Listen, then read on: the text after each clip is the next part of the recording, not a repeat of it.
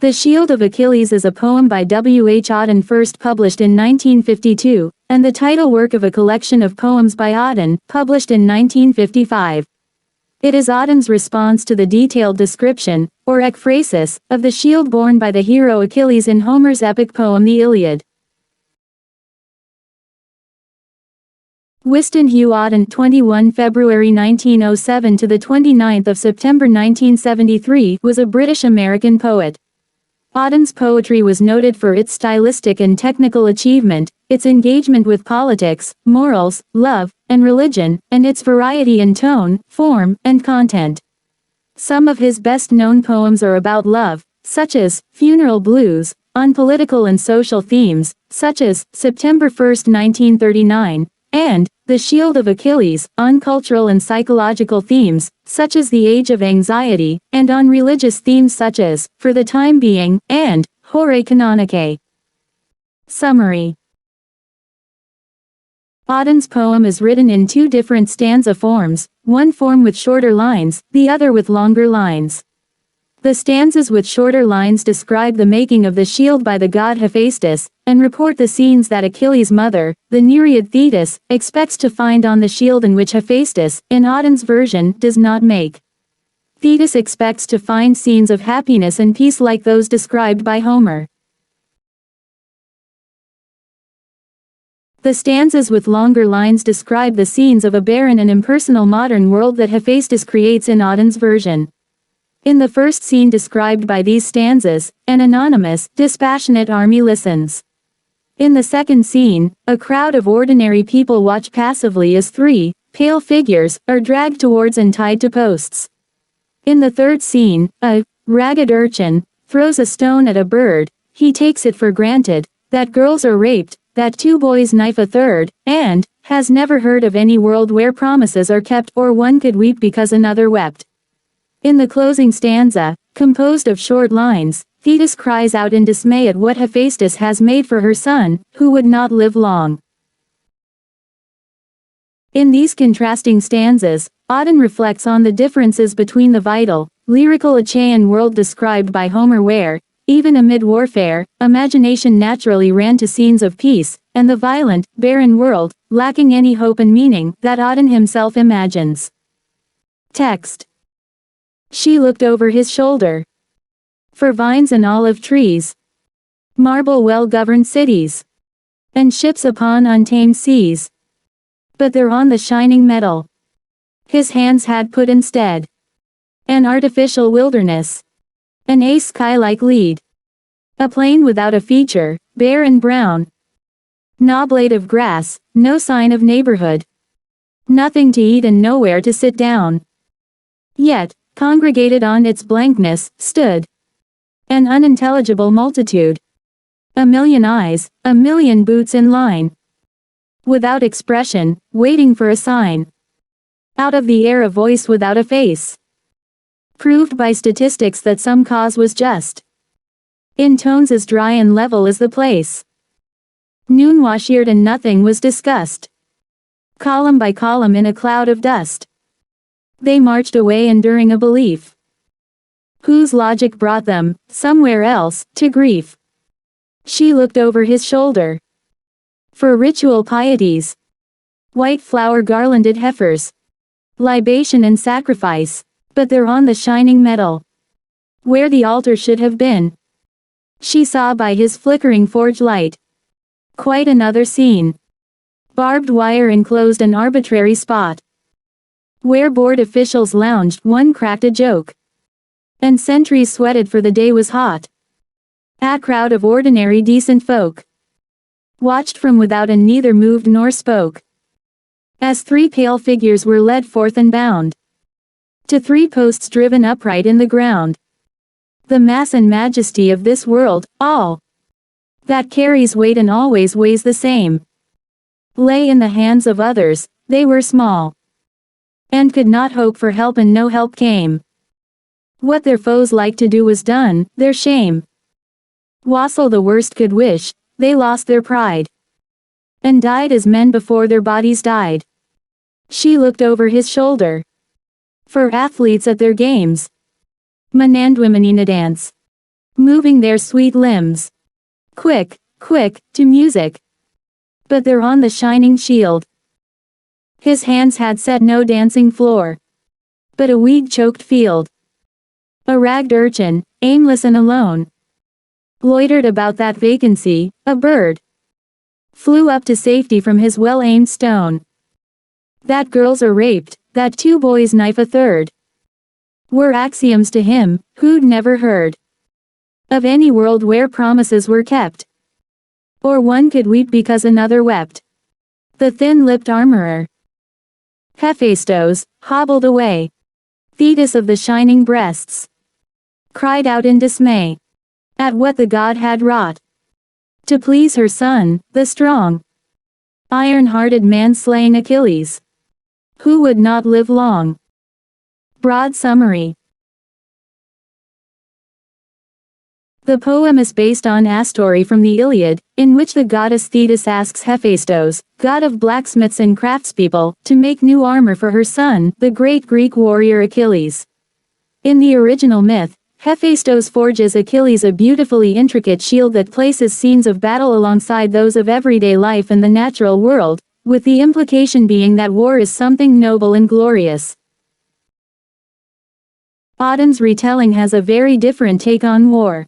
Thetis anticipates that such magnificent imagery will adorn the shield, but instead finds a bleak landscape utterly ravaged by war. Specifically, the poem implies, by World War II.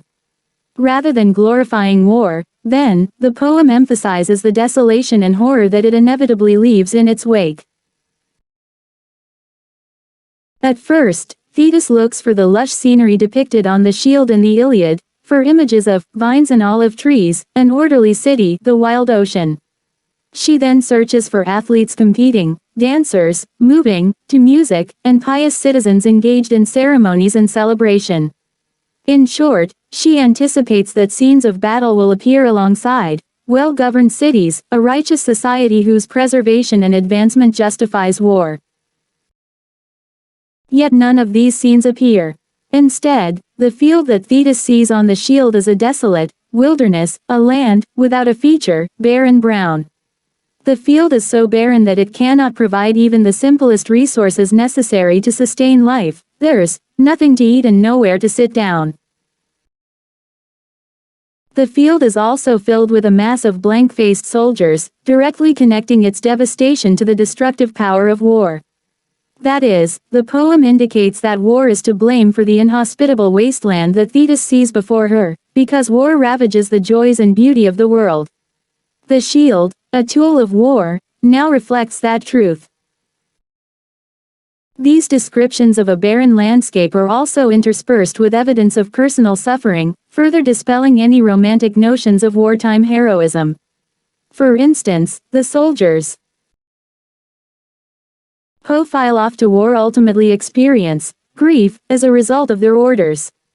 They're also not moved by passion or moral conviction, but rather by dry statistics delivered by some distant commander, making their suffering and death seem all the more cruel and arbitrary.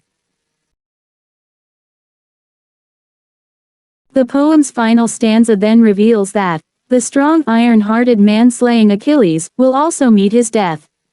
This characterization of Achilles emphasizes that war does not spare even the most powerful and determined of soldiers.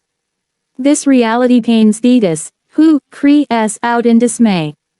The poem thus implies that violent conflict has the power to deeply wound even those who are not directly involved. Ultimately, then, the poem emphasizes that war brings about immense devastation on scales both broad and intimate. And while the stark differences between the ancient and modern shields might seem to suggest that modern warfare is more harmful than ancient conflicts, the speaker subtly implies that war has always been a part of human life, and that it has always been horrific. Although it ostensibly addresses an ancient conflict, the poem contains frequent allusions to 20th-century warfare, particularly the events of World War II. In these scenes, the figures who perpetrate and witness violence are highly apathetic. That is, they don't seem to show any concern for a response to the horrors before them. The speaker contrasts this indifference with the purpose and emotion that infuses the Iliad's discussion of war. In doing so, the speaker suggests that the gradual normalization of war as a fact of life leads to complicity in violence. The Shield's depiction of modern warfare is one driven by collective resignation towards violence. For example, the second stanza describes a million eyes, a million boots, the mass of soldiers, indicating an allusion to a world war, and thus reduces soldiers to their parts. The soldiers are not seen as individual human beings but as an unintelligible multitude. Their lives are devalued, becoming cogs in a larger war machine, which is later contrasted against Thetis's emotional upheaval about the potential loss of her son. Further, the soldiers wait, without expression, and accept that their impetus for killing is a matter of statistics, an impersonal calculation rather than an imminent threat or principled reaction to injustice. Later, the speaker says, barbed wire enclosed an arbitrary spot, eluding the concentration camps of the Holocaust. The word, arbitrary, denotes a lack of reason, and the officers are described as bored, and they lounge around, cracking jokes while overseeing mass torture. As such, those who perpetuate modern violence are depicted as emotionally disconnected from their task. The bystanders are also bitterly resigned. A group that watches as three people are tormented, neither moved nor spoke, and are considered ordinary decent folk.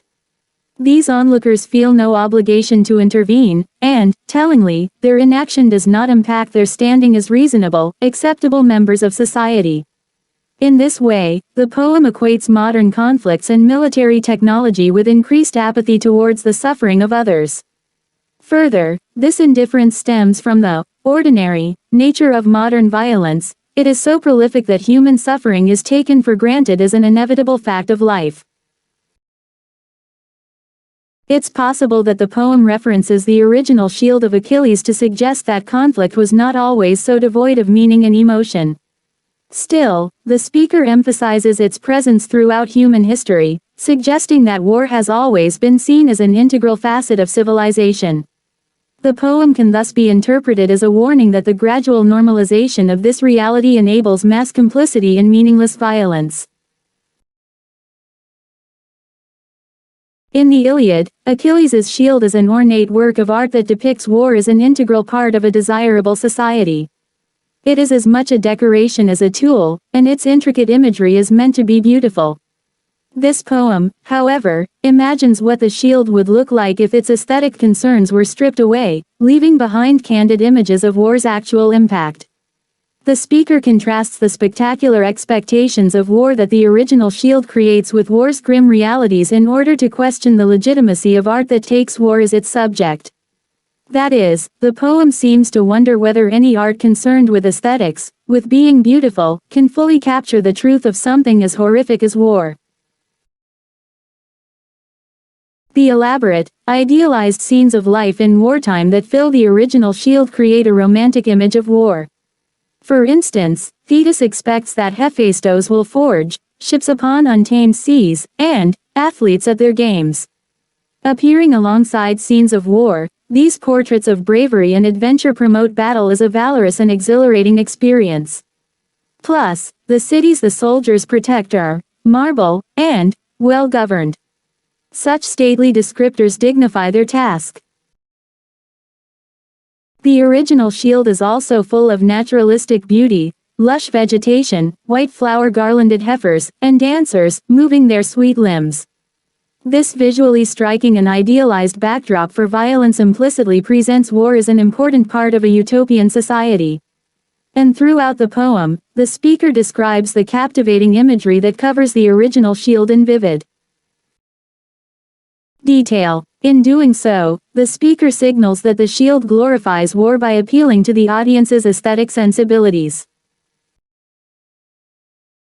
On the other hand, the speaker's modern reinterpretation of the Shield is characterized by austerity and desolation. The Shield's scenery is barren and without a feature. In fact, the speaker lists all the sustenance that isn't present on the Shield. No blade of grass, no sign of neighborhood, nothing to eat and nowhere to sit down. When structures finally appear, they are no less bleak, Concentration camps surrounded by barbed wire. The figures that occupy these landscapes are similarly lifeless. They are not distinct individuals, but an unintelligible multitude, without expression. Rather than valiant warriors engaged in battle, the modern shield features bored officials who lie around. The townspeople are not described as pious, active, or dignified, as they are in the Iliad. Instead, they are silent and motionless as they witness mass torture. In the Iliad, the gleaming shield gives both Thetis and Achilles a sense of great pride and empowerment. But it turns out to be little more than a work of art, failing to protect him from death. Far truer to life, the modern shield more closely resembles the eye-opening documentary photography taken during World War II. As a result, Thetis is uncomfortably aware of her son's fate. The speaker thus suggests that the preconceptions of war's purpose and impacts as set by Homer are insufficient preparation for the horrific realities of war. The speaker contrasts an artistic representation of war that prioritizes aesthetics, beauty, appearances, with a retelling that gives a more truthful account of its ugly devastation. In doing so, the speaker warns that art about war can never tell the full story, and that its glamorization of violence can lead to additional suffering. As such, the poem itself can be taken as an example of a more responsible and complete account of war, which implicitly advises the reader against taking its own portrayal as fact. Source: https://www.litcharts.com/poetry/w-h-auden/the-shield-of-Achilles